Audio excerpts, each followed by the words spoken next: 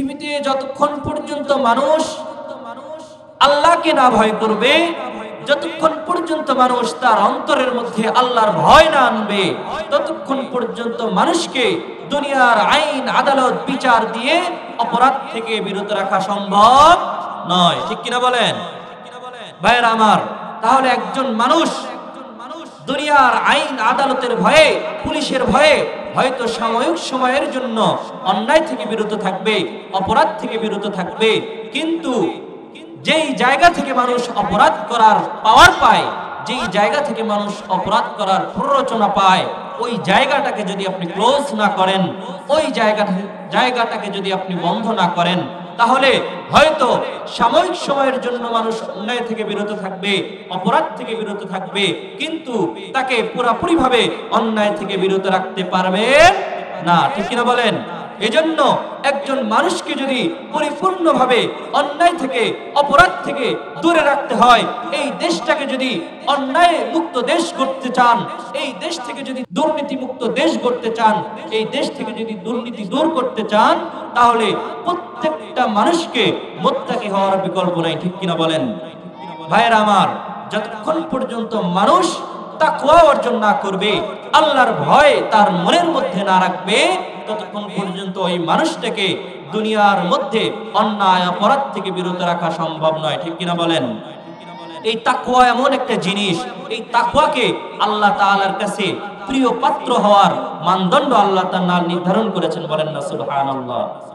এজন্য আল্লাহ তাআলা কোরআনুল কারীমের আয়াতের মধ্যে বলেন, ইন্না আকরামাকুম ইনদাল্লাহি আতকাকুম।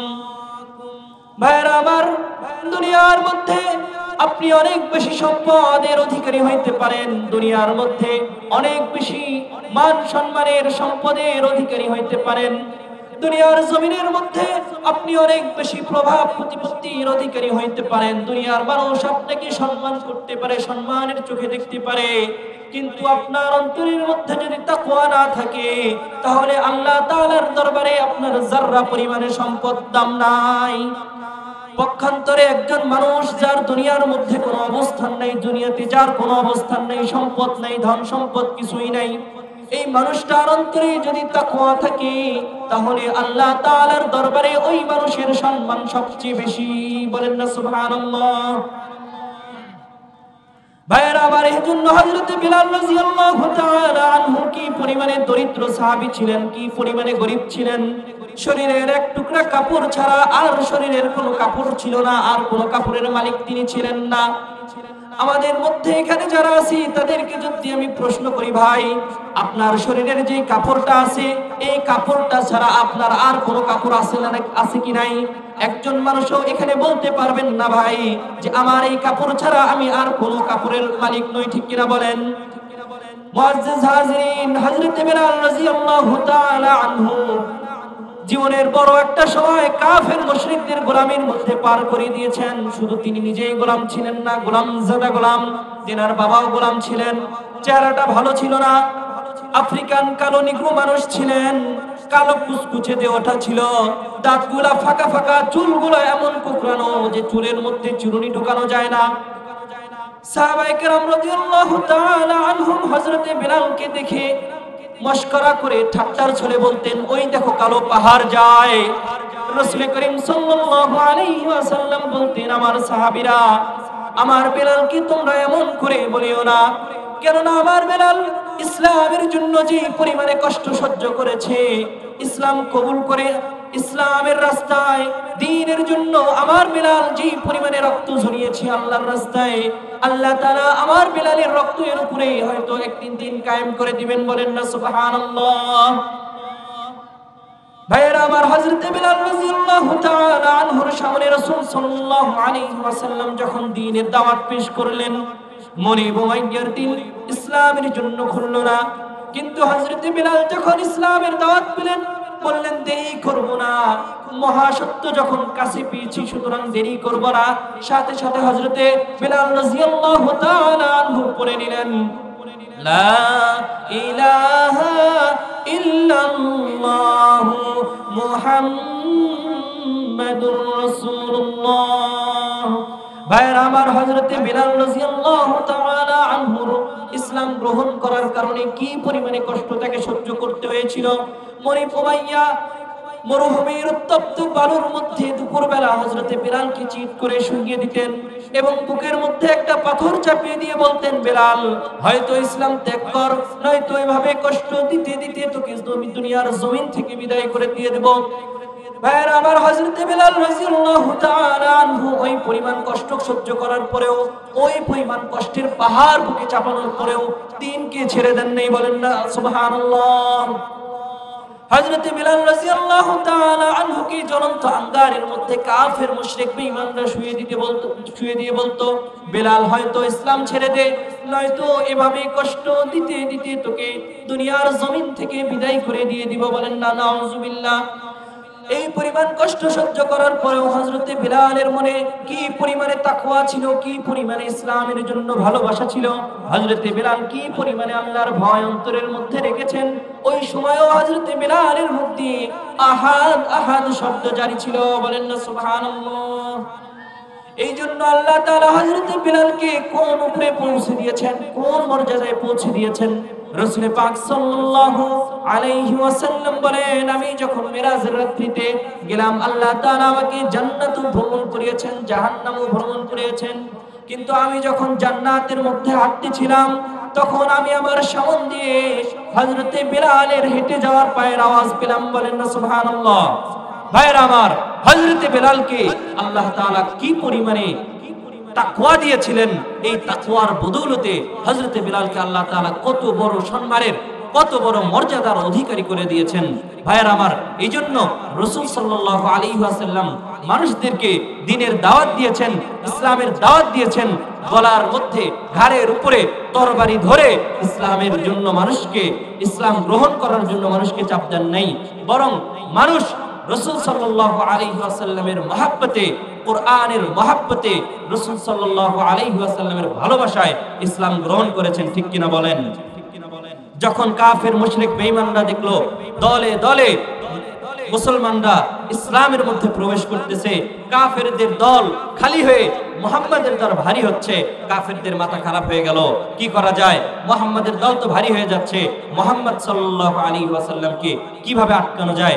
তারা বিভিন্ন ভাবে রাসূল সাল্লাল্লাহু আলাইহি ওয়াসাল্লামকে প্রলোভন দেখাতে লাগলেন। একবার বলেন যে, হে মুহাম্মদ সাল্লাল্লাহু আলাইহি ওয়াসাল্লাম, আপনি যদি পুরা মক্কার বাদশাহী চান, পুরা আরবের বাদশাহী চান, তাহলে আমরা আপনাকে পুরা আরবের বাদশাহী দান করব।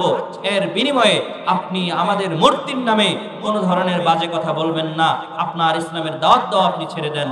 কিন্তু রাসূল সাল্লাল্লাহু আলাইহি ওয়াসাল্লাম সেটা গ্রহণ করেন নাই। এইভাবে বিভিন্ন ধরনের প্রলোভন তারা রাসূল সাল্লাল্লাহু আলাইহি ওয়াসাল্লামকে দেখাতে লাগলেন। কিন্তু কোনো তদবির করে যখন কোনো কাজ হলো না, তখন তারা সকলে মিলেই রাসূল সাল্লাল্লাহু আলাইহি ওয়াসাল্লামের চাচা আবু তালেবের কাছে গিয়ে বললেন যে, দেখেন আবু তালেব, আপনি মক্কার মধ্যে একজন সম্মানিত ব্যক্তি, আমরা সকলেই আপনাকে সম্মান করি, কিন্তু আপনার ভাতিজা আমাদের বছর বছর, হাজার বছর থেকে আমরা যেই মূর্তির পূজা করে আসতেছি, বছরের পর বছর ধরে যেই মূর্তির আমরা উপাসনা করতেছি, সেই মূর্তির নামে আজকে বদনাম করতেছে, এক আল্লাহর ইবাদত করার জন্য মানুষকে দাওয়াত দিচ্ছে, ইসলামের জন্য দাওয়াত দিচ্ছে। হে আবু তালেব, আপনি শুনে রাখেন, আপনার ভাতিজাকে বিরত রাখেন, মুক্তির ব্যাপারে খারাপ কথা বলা থেকে, ইসলামের দাওয়াত থেকে আপনার ভাতিজা মুহাম্মদকে বিরত রাখেন, নতুবা আমরা কঠোর অবস্থানে যেতে মুহাম্মদের সাল্লাল্লাহু আলাইহি ওয়াসাল্লামের বিরুদ্ধে ব্যবস্থা নেওয়ার জন্য আমরা একমত হয়েছি সবাই। এই কথা যখন কাফের মুশরিক বেঈমানরা হযরতে আবু তালেবকে বললেন, তখন হযরতে আবু তালেব রাসূল সাল্লাল্লাহু আলাইহি ওয়াসাল্লামের চাচা রাসূল সাল্লাল্লাহু আলাইহি ওয়াসাল্লামকে বললেন যে, আমার ভাতিজা দেখো, কাফের মুশরিক বেঈমানরা এইভাবে এমন কথা বলতেছে, তখন এই ব্যাপারে তোমার মতামত কি, তুমি আমাকে জানাও। রাসূল সাল্লাল্লাহু আলাইহি ওয়াসাল্লাম জানিয়ে দিলেন যে, চাচা, কাফের মুশরিক বেঈমানরা যদি আমার এক হাতে চাঁদ আর এক হাতে সূর্য এনে দেয় এবং আমাকে দ্বীনের দাওয়াত থেকে, ইসলামের দাওয়াত দেওয়া থেকে, আল্লাহ তাআলার একত্ববাদের দাওয়াত দেওয়া থেকে বিরত রাখতে চায়, তাহলে আর কশিন কালেও আমি আল্লাহ তাআলার দ্বীনের দাওয়াত দেওয়া থেকে বিরত থাকবো না। বলেন না সুবহানাল্লাহ। ভাইয়েরা আমার, কাফের মুশরিকদের এই তদবিরও যখন বৃথা গেল, এই চেষ্টাও যখন নিঃশেষ হয়ে গেল, তখন কাফের বেঈমানরা রাসূল সাল্লাল্লাহু আলাইহি ওয়াসাল্লামকে একটা অপশন দিলেন যে হে মুহাম্মদ সাল্লাল্লাহু আলাইহি ওয়াসাল্লাম, আপনি আপনার দ্বীনের দাওয়াত দেন, সমস্যা নাই, কিন্তু আপনি আমাদের যদি এই প্রস্তাব গ্রহণ করেন যে 1 বছর আমরা আপনার প্রভুর ইবাদত করব, আর 1 বছর আপনি আমাদের মূর্তিদের, আমাদের উপাস্যদের উপাসনা করবেন, এই প্রস্তাবে যদি রাজি হন তাহলে আপনাকে আপনার কাজে আমরা আর বাধা দেব না। ভাইয়েরা আমার, এই কথা যখন কাফের মুশরিক বেঈমানরা রাসূল সাল্লাল্লাহু আলাইহি ওয়াসাল্লামের সামনে পেশ করলো, সাথে সাথে আল্লাহ তাআলা সূরাতুল কাফিরুন নাযিল করে দিয়ে রাসূল সাল্লাল্লাহু আলাইহি ওয়াসাল্লামকে জানিয়ে দিলেন যে হে আল্লাহর রাসূল, ওই কাফের মুশরিক বেঈমানদেরকে বলে দেন, قل يا أيها الكافرون لا أعبد ما تعبدون ولا أنتم عابدون ما أعبد ولا أنا عابد ما عبدتم ولا أنتم عابدون ما أعبد لكم دينكم ولي دين। ভাইরা আমার, আল্লাহ তাআলা সূরাতুল কাফিরুন নাযিল করে রাসূল সাল্লাল্লাহু আলাইহি ওয়াসাল্লামকে জানিয়ে দিলেন যে মুহাম্মদ সাল্লাল্লাহু আলাইহি ওয়াসাল্লাম কাফির মুশরিক বেঈমানদের দলকে জানিয়ে দাও, কুল ইয়া আইয়ুহাল কাফিরুন, হে কাফির মুশরিক বেঈমানের দলেরা শুনে রাখো, লা আ'বুদু মা তা'বুদুন, কিয়ামত হয়ে যাবে তারপরেও আমি মুহাম্মদ সাল্লাল্লাহু আলাইহি ওয়াসাল্লাম আমার মুসলমান উম্মতেরা, আমার উম্মতেরা তোমাদের মূর্তি পূজার সামনে, তোমাদের মূর্তির সামনে কখনো মাথা নত করবে না, ঠিক কিনা বলেন? ভাইরা আমার, এই আয়াতের সর্বশেষে, এই সূরার সবশেষে আল্লাহ তাআলা বলে দিলেন লাকুম দীনুকুম ওয়ালিয়া দীন, যে তাদের ধর্ম আলাদা আর আমাদের ধর্ম আলাদা, তাদের ধর্ম তারা পালন করবে, আমাদের ধর্ম আমরা পালন করব। আর আল্লাহ তাআলা অন্য আয়াতে জানিয়ে দিলেন যে ইন্নাদ দীনা ইনদাল্লাহিল ইসলাম, দুনিয়ার মধ্যে যত ধর্ম আছে, যত মতবাদ আছে, যাই কিছু আছে না কেন, একমাত্র ইসলাম হলো আল্লাহ তাআলার কাছে সবচেয়ে মনোনীত ধর্ম, পছন্দনীয় ধর্ম। বলেন না সুবহানাল্লাহ। আল্লাহ তাআলা আমাদেরকে সেই শেষ নবীর উম্মত মুসলমানের ঘরে মুসলমান করে পাঠিয়েছেন, এজন্য বলেন না সুবহানাল্লাহ। ভাইরা আমার, এই লাকুম দীনুকুম ওয়ালিয়া দীন, এই আয়াতটা দিয়ে কাফের মুশরিক বেঈমান নাস্তিকের দলেরা মুসলমানদেরকে, আমাদের সরল মনা মুসলমানদেরকে বুঝাইতে চায় যে এই আয়াতে নাকি আল্লাহ তাআলা বলেছেন যে তাদের ধর্ম সঠিক, আমাদের ধর্ম সঠিক। নাউজুবিল্লাহ বলেন। ভাইরা আমার, এই আয়াতের তরজমা হচ্ছে লাকুম দীনুকুম ওয়ালিয়া দীন, তাদের ধর্ম আলাদা, আমাদের ধর্ম আলাদা। পশ্চিমকালেও মুসলমানরা বেঈমান কাফের মুশরিকদের মূর্তির সামনে মাথা নত করবে না, ঠিক কিনা বলেন? এই জন্য ভাইরা আমার, অনেক নাস্তিক অনেক সময় এই কথা বলার চেষ্টা করে যে আল্লাহ তাআলা কোরআনের মধ্যে বলেছেন লাকুম দীনুকুম ওয়ালিয়া দীন, তাদের ধর্ম সঠিক, আমাদের ধর্ম সঠিক, লাকুম দীনুকুম ওয়ালিয়া দীন, ধর্ম যার যার, উৎসব সবার।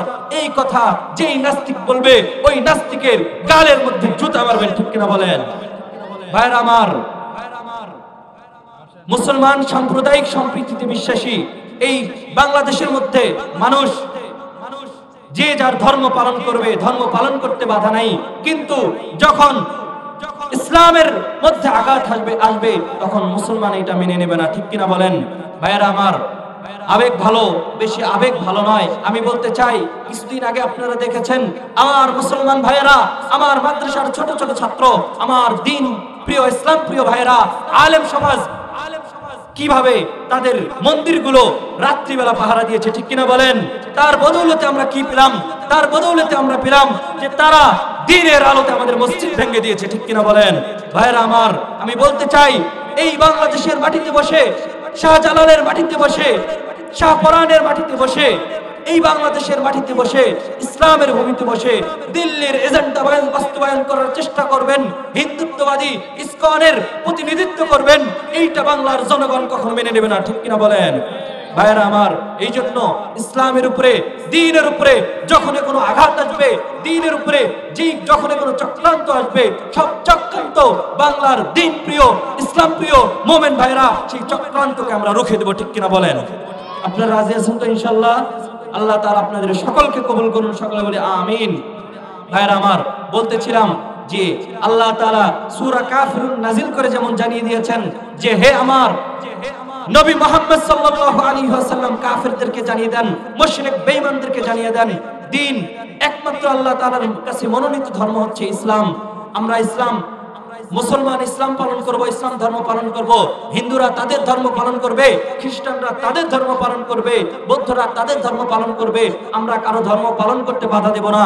কিন্তু সংখ্যালঘুর নাম করে বিভিন্ন কায়দায়, বিভিন্ন উপায়ে মুসলমানদের ঈমান খর্ব করার চেষ্টা করা হবে, বিভিন্ন উপায়ে মুসলমানদের ঈমানের উপর আঘাত হানা হবে, মুমিনদের ঈমানের উপর আঘাত হানা হবে। এইটা বাংলার মুসলমান কখনো মেনে নেবে না। ঠিক কিনা বলেন? ভাইরা আমার, আল্লাহ তাআলা আমাদের সকলকে উক্ত কথা বোঝা এবং আমল করার তৌফিক দান করুন। সকলে বলে আল্লাহুম্মা আমিন।